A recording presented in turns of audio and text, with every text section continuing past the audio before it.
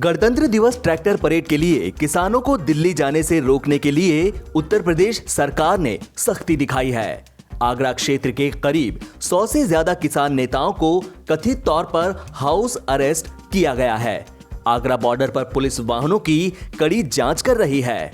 ट्रैक्टरों को दिल्ली की ओर जाने से रोका जा रहा है। किसानों ने आरोप लगाया कि फ्यूल स्टेशनों को प्रशासन ने निर्देश जारी किया है।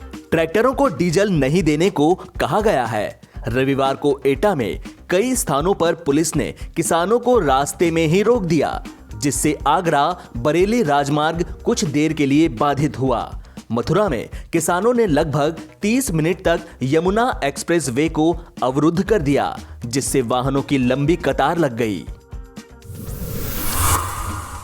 पूर्वी लद्दाख से इतर चीन ने अब दूसरे सेक्टर्स में भी घुसपैठ की कोशिश की है। खबरों के मुताबिक पिछले हफ्ते चीनी सैनिकों ने सिक्किम के नाकुला में घुसपैठ की कोशिश की थी। भारतीय जवानों ने उन्हें रोकने की कोशिश की तो दोनों पक्षों में झड़प हो गई। दोनों तरफ के सैनिकों को चोटें आई हैं। फिलहाल हालात काबू में बताए जा रहे हैं। इस पूरी झड़प में हथियारों का इस्तेमाल नहीं हुआ। नाकुला सेक्टर समुद्र तल से 5000 मीटर से भी ज्यादा ऊंचाई पर स्थित है। इतनी ऊंचाई पर इतनी भयंकर ठंड में ऐसी घटना होना बताता है कि लाइन ऑफ एक्चुअल कंट्रोल पर दोनों देशों के बीच हालात कितने खराब हैं। यह घटना ये भी दर्शाती है कि भारतीय जवान LAC पर कितने मुस्तैद हैं।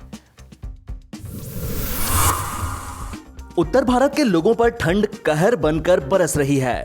हिमाचल प्रदेश के कुफरी, भरमौर, केलोंग और कल्पा में रविवार को बर्फबारी के बाद कड़ाके की ठंड का प्रकोप जारी रहा। मौसम विभाग ने अगले कुछ दिनों में उत्तर और मध्य भारत में कड़ाके की ठंड का एक नया दौर शुरू होने का अनुमान जताया है। इस बीच उत्तर प्रदेश में अपने खेत में सिंचाई करते हुए 45 वर्षीय किसान की कथित रूप से ठंड लगने से मौत हो गई। दिल्ली में भी धुंध की घनी चादर छाई रही, जिससे दृश्यता घटकर 100 मीटर तक रह गई और यातायात प्रभावित हुआ। मौसम विभाग के एक अधिकारी ने बताया कि राष्ट्रीय राजधानी में पूर्वी हवा चलने और बादल छाए रहने के चलते तापमान बढ़कर 8.8 डिग्री सेल्सियस पर पहुंच गया, जो सामान्य से 1 डिग्री ऊपर है। केंद्रीय स्वास्थ्य मंत्रालय ने रविवार को बताया कि देश में सिर्फ 6 दिनों के भीतर 10 लाख लोगों को कोविड-19 के टीके लगे हैं। यह एक ऐसा आंकड़ा है जिसने अमेरिका और ब्रिटेन जैसे देशों को भी पीछे छोड़ दिया है। मंत्रालय के मुताबिक देश में टीकाकरण अभियान शुरू होने के बाद से अब तक करीब 16 लाख लोगों को टीके लग चुके हैं। बात करें अगर विदेश की, तो अमेरिका कोरोना वायरस से सबसे ज्यादा प्रभावित देशों में से एक है। यहां अब तक 2 करोड़ से ज्यादा लोगों को वैक्सीन लगाई जा चुकी है। चीन में करीब 1.5 करोड़ लोगों को वैक्सीन लगाई जा चुकी है।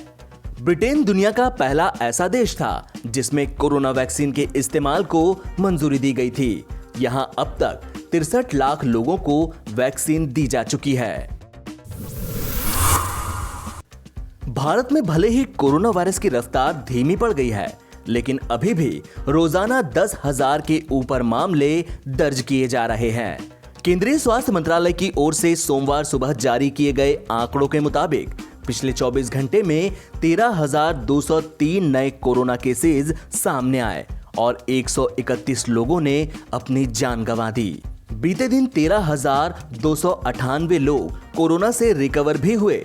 लगातार चौथे दिन 15,000 से कम कोरोना संक्रमण के मामले दर्ज किए गए। अब देश में कोरोना वायरस के कुल मामले बढ़कर 1,06,67,736 हो गए। कुल 1,53,470 लोगों की अब तक जान जा चुकी है। राहत की बात यह है कि अब तक 1,03,30,000 लोग कोरोना वायरस को मात देकर ठीक हो चुके हैं।